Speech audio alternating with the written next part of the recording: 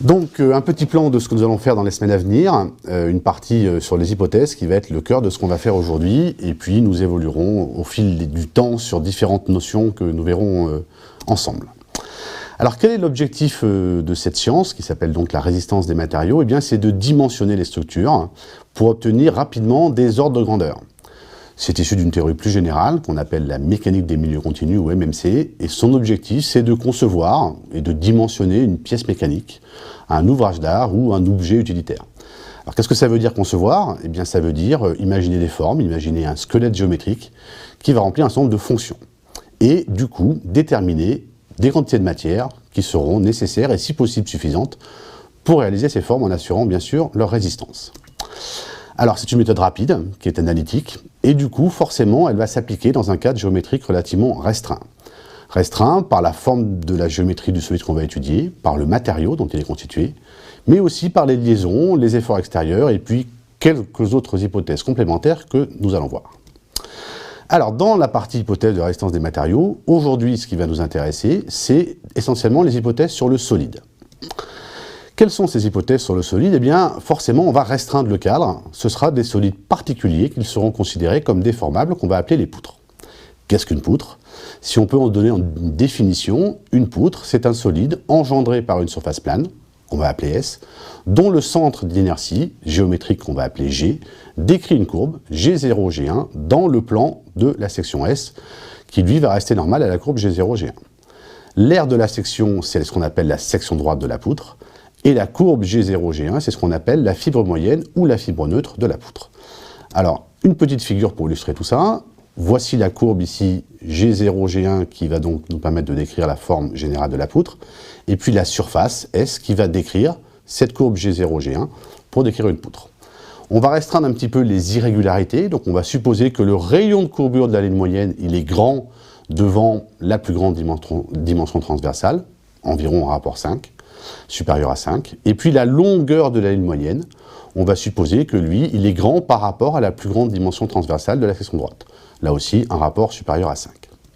Alors on peut étendre un petit peu cette définition, ou la restreindre, en caractérisant par exemple la fibre moyenne. Si c'est une poutre gauche, ça veut dire que la fibre moyenne est une courbe gauche.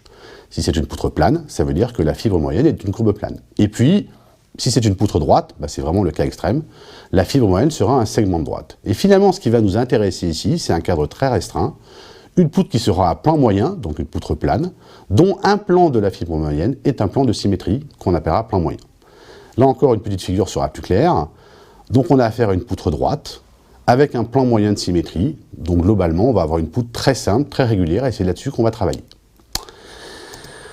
Alors, donc, du coup, pour décrire cette poutre, finalement, il ne faut pas grand-chose. Il nous faut seulement sa ligne moyenne, donc un segment de droite, orienté depuis une origine vers une extrémité. Classiquement, on va appeler X l'axe de cette fibre moyenne. Et puis une section droite, définie dans le plan YZ, qui va nous donner l'allure générale de la poutre. Éventuellement, on pourra aussi avoir besoin de l'évolution le long de la ligne moyenne de cette forme géométrique, mais évolution qui sera relativement douce. Donc finalement, au bilan, c'est une forme globalement cylindrique, dont on a une dimension qui est très grande devant les deux autres dimensions transversales. Alors quelques exemples, je vais prendre comme support le support que nous allons étudier, donc cette espèce de capteur de couple monté dans un environnement, et on va voir quel type de pièces peuvent se prêter à ces hypothèses restrictives. En voilà quelques-unes qui conviennent. L'arbre principal, par exemple, qui est supporté par des roulements, c'est globalement une poutre. Le support du pédalier, une partie où on aura d'un côté la pédale, puis qui sera fixée de l'autre côté à l'axe, là encore, à part les petits trous qui sont là, globalement c'est une poutre, ou encore un des supports du capteur qui est ici, qui lui aussi, globalement, a une grande dimension devant les autres. Et puis on a évidemment des contre-exemples qui vont marcher un petit peu moins bien.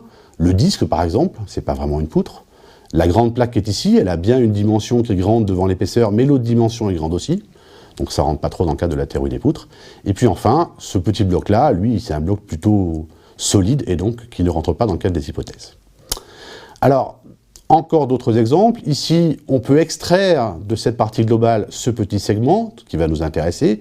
Et lui, globalement, bon, il a une dimension qui est grande devant les autres, c'est globalement une poutre. Par contre, là, dans ce sous-système-là, on voit qu'il y a tout un tas d'éléments qui souffrent de trop d'irrégularités géométriques pour qu'on puisse les considérer comme des poutres. Alors dans la vraie vie, on peut en trouver d'autres. Donc là, par exemple, ici, vous avez un cadre de vélo.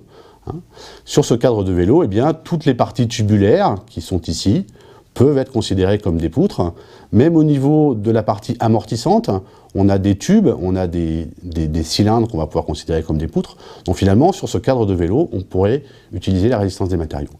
Et puis d'autres exemples tirés du monde plus industriel, une aile d'avion, globalement une aile d'avion, on a bien une dimension qui est grande devant les autres, on a bien une section qui est petite et qui évolue relativement gentiment le long de la aile moyenne, ou encore sur la droite, dans cette grue, eh bien, en première approximation, les grands cadres qui sont ici pourraient être considérés comme des poutres pour l'étude de résistance des matériaux.